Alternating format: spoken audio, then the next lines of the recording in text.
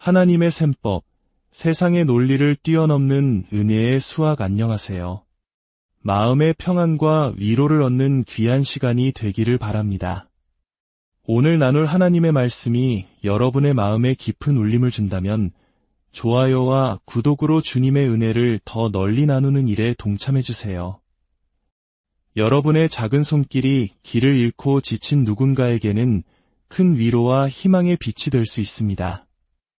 이 말씀을 듣는 모든 분들의 삶에 하나님의 놀라운 축복이 샘솟듯 임하시기를 간절히 기도합니다.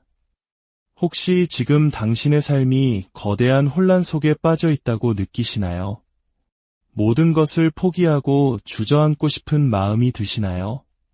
그렇다 해도 수건을 던져버릴 필요는 없습니다.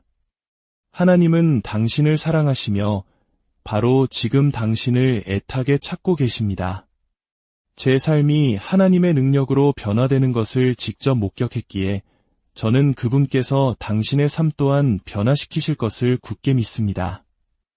모든 문제의 열쇠는 바로 살아있는 하나님의 말씀 안에 있습니다.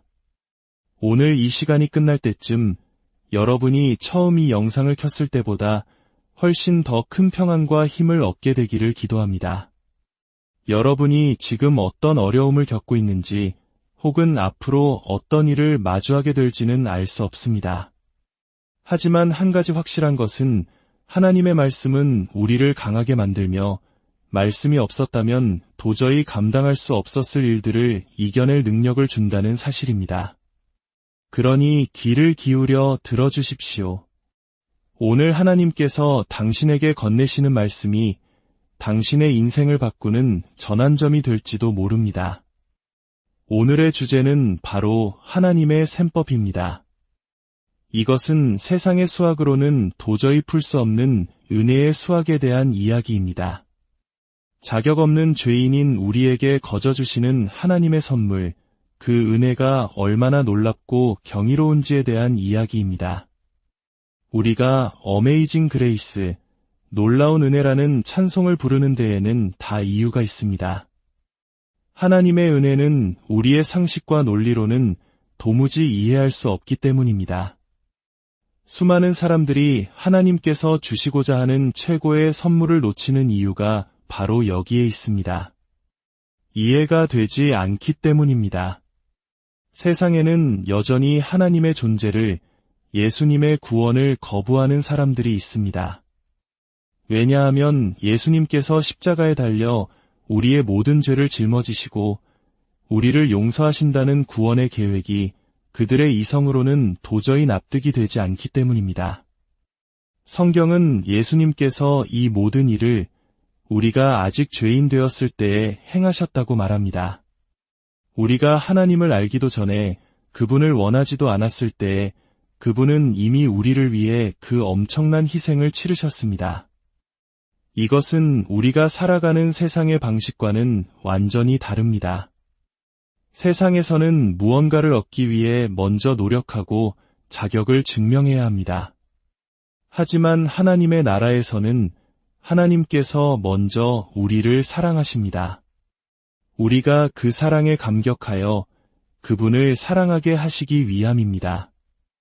하나님은 우리가 무언가를 얻기 위해 그분을 위해 일하는 것을 원치 않으십니다. 오히려 그분이 우리를 위해 이미 행하신 그 놀라운 일들 때문에 우리가 감사와 사랑의 마음으로 섬기고 기도하고 헌신하기를 원하십니다. 예수님께서는 너희가 나를 사랑하면 나의 계명을 지키리라고 말씀하셨습니다. 만약 당신이 어떤 부분에서 하나님의 말씀에 순종하기 어렵다면 더 잘하려고 했으며 발버둥치기보다 하나님과 더 깊은 사랑의 시간을 보내십시오. 그분의 사랑을 더 깊이 받아들이고 당신 또한 그분을 더 뜨겁게 사랑하게 될 때 순종은 더 이상 무거운 짐이 아니라 사랑의 자연스러운 표현이 될 것입니다. 사탄은 우리가 그리스도를 통해 하나님과 친밀한 관계를 맺는 것을 가장 증오합니다. 하지만 하나님은 바로 그 관계로 우리를 초대하고 계십니다. 예수님께서 십자가에서 돌아가신 것은 우리가 각자의 종교를 만들어 일요일 아침에 교회 건물에 앉아 있는 것으로 만족하게 하기 위함이 아니었습니다. 하나님께서 우리를 창조하신 근본적인 이유는 바로 관계를 맺기 위함이었습니다. 사랑을 나눌 대상이 필요하셨기 때문입니다. 당신은 지금 우주를 창조하신 하나님과의 개인적이고 깊은 관계로 초대받고 있는 것입니다. 이것이 바로 하나님의 셈법입니다. 첫째가 나중되고 나중된 자가 먼저 되는 세상. 하나님은 세상의 약하고 어리석은 것들을 택하여 지혜로운 자들을 부끄럽게 하십니다. 주면 잃는 것이 아니라 주면 다시 받게 된다고 말씀하십니다. 어떤 것은 30배, 어떤 것은 60배, 어떤 것은 100배로 말입니다. 오늘 이 놀라운 원리를 이야기 형식으로 보여주는 예수님의 비유 몇 가지를 함께 나누고 싶습니다. 다시 한번 말씀드리지만 우리는 결코 하나님을 우리의 머리로 다 이해할 수 없습니다. 요한복음 6장에는 예수님의 말씀을 듣기 위해 5,000명의 사람들이 모인 이야기가 나옵니다. 날이 저물자 그들은 배가 고팠습니다. 하지만 그 많은 사람들을 먹일 만한 돈은 아무에게도 없었습니다. 그때 제자들이 말했습니다. 여기 한 아이가 보리떡 5개와 물고기 2마리를 가지고 있습니다. 상상해 보십시오. 보리떡 5개. 아마도 한 사람 겨우 먹을 작은 빵이었을 겁니다. 그리고 작은 물고기 2마리. 이걸로 5,000명을 먹여야 합니다.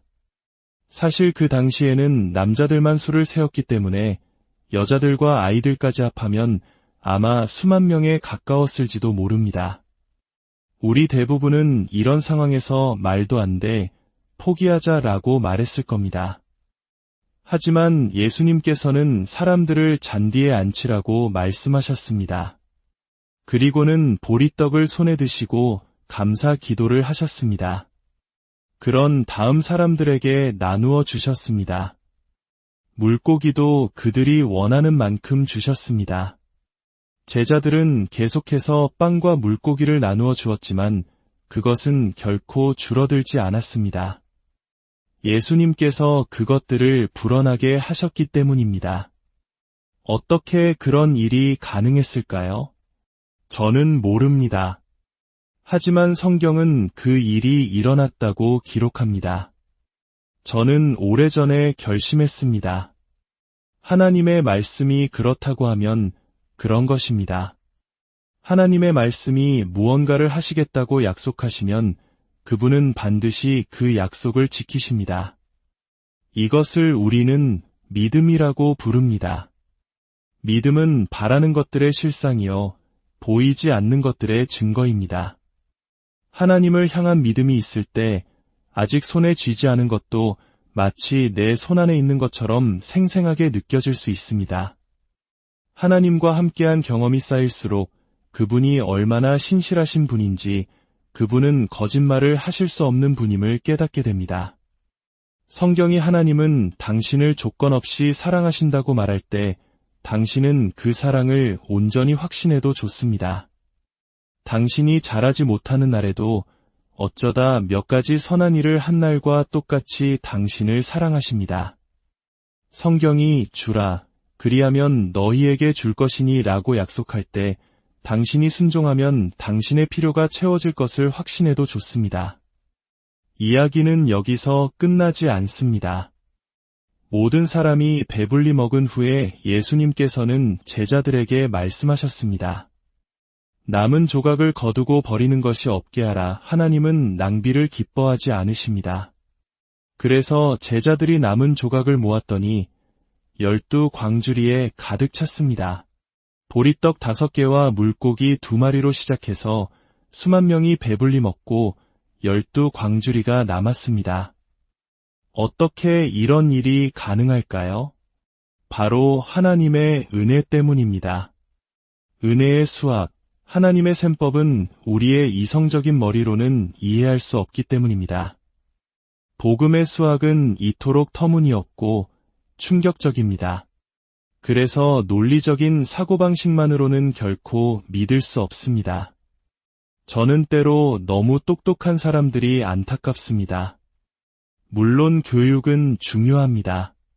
할 수 있는 한만히 배우십시오. 하지만 당신의 지식이 믿음을 갖는데 방해가 되게 하지는 마십시오. 요즘 기독교인 청년들이 대학에 들어가서 믿음을 잃는 비율이 매우 높다고 합니다. 너무나 많은 논리적인 이야기들, 이성적으로는 그럴듯하게 들리는 이야기들 속에서 길을 잃는 것입니다. 하지만 오늘 당신에게 묻고 싶습니다. 당신의 머리가 아니라 당신의 가슴은 무엇을 말하고 있습니까? 주위를 둘러보십시오. 어떻게 하나님을 믿지 않을 수 있습니까? 저 광활한 자연을 보면서 어떻게 창조주를 부정할 수 있습니까? 제가 사는 곳에는 사계절이 뚜렷합니다. 봄, 여름, 가을, 겨울. 겨울이 되면 모든 것이 죽은 듯 보입니다. 잔디는 시들고 나뭇잎은 떨어지고 꽃들은 사라집니다. 하지만 봄이 오면 누가 시키지 않아도 모든 것이 다시 살아납니다. 꽃이 피고 잎이 돋아나고 온 세상이 생명력으로 가득 찹니다. 이것이 그저 자연의 섭리일까요? 아닙니다. 이것은 아버지 하나님의 솜씨입니다. 오직 하나님만이 하실 수 있는 일에 마땅한 영광을 돌려드립시다. 세상은 모든 것에서 하나님을 지워버리려고 애쓰지만 왜 우리가 이토록 좋으신 하나님을 우리 삶에서 몰아내야 합니까? 저는 제 삶의 하나님이 더 많아지기를 원합니다. 예수님은 말씀하셨습니다. 너희가 어린아이와 같이 되지 아니하면 결단코 천국에 들어가지 못하리라. 우리는 어린아이처럼 되어야 합니다. 어린아이들은 신뢰하고 의심 없이 믿습니다. 하지만 나이가 들수록 무언가를 믿는 것이 점점 더 어려워지는 것 같습니다. 고린도후서 5장 21절은 이렇게 말합니다. 하나님이 죄를 알지도 못하신 이를 우리를 대신하여 죄로 삼으신 것은 우리로 하여금 그 안에서 하나님의 의가 되게 하려 하심이라. 이것이 바로 놀라운 신적 교환입니다. 이게 대체 어떤 계산법입니까? 누군가가 나의 모든 쓰레기 같은 죄를 가져가고 자신의 모든 부요함을 나에게 준다니요. 세상에서는 아무도 그렇게 하지 않습니다. 하지만 예수님은 우리의 죄를 가져가시고 우리에게 하나님의 의를 주셨습니다. 그분은 당신의 죄뿐만 아니라 그로 인한 죄책감과 정죄감까지도 모두 가져가셨습니다. 죄가 없는 곳에는 죄책감도 정죄감도 있을 수 없습니다. 당신이 잘못을 저질렀을 때 해야 할 일은 오직 하나, 회개하는 것입니다. 하나님 앞에 당신의 잘못을 인정하고 용서를 구하고 그 용서를 받아들이는 것입니다. 그러면 성경은 하나님께서 우리의 죄를 동이 서에서 먼 것 같이 옮기시고 다시는 기억하지 않으신다고 약속합니다. 과거의 죄를 다시는 언급하지 않으신다니요. 우리는 어떻습니까? 누군가를 용서하고 나서도 화가 나면 과거의 잘못을 다시 들추어내곤 합니다. 그래, 내가 그때 당신이 했던 일 기억하는데, 하지만 하나님은 그러지 않으십니다. 왜냐하면 그분에게 우리의 과거 죄는 더 이상 존재하지 않기 때문입니다. 만약 당신이 아직 그리스도를 당신의 구주로 영접하지 않았다면 당신은 너무나 많은 것을 놓치고 있습니다. 왜 그 모든 죄책감과 정죄감을 짊어지고 살아가려 하십니까? 왜 아무것도 믿지 않는 공허한 삶을 살아가려 하십니까? 믿음을 갖는다는 것은 이토록 멋진 일입니다.